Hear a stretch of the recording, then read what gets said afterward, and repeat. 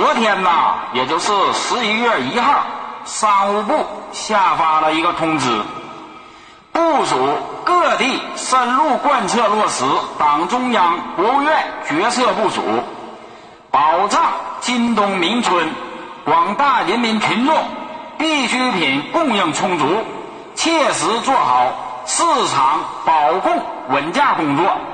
鼓励家庭根据需要储存一定数量的生活必需品，满足日常生活和突发情况的需要。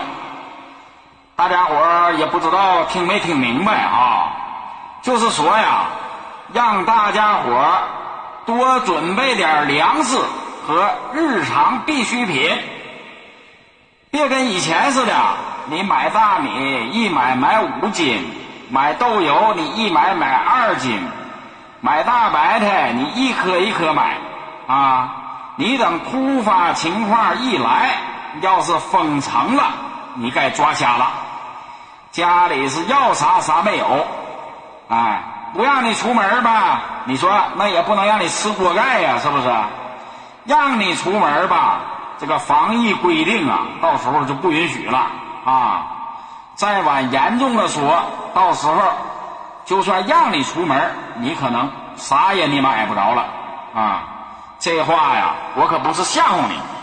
常看新闻的呀都清楚，可能要发生什么。越是非常时期，越要服从国家命令啊，听从指挥，做到有备无患。你别起咬鹅掌，只有步调一致才能打胜仗。好了，不多说了，咱们农村呐有菜窖，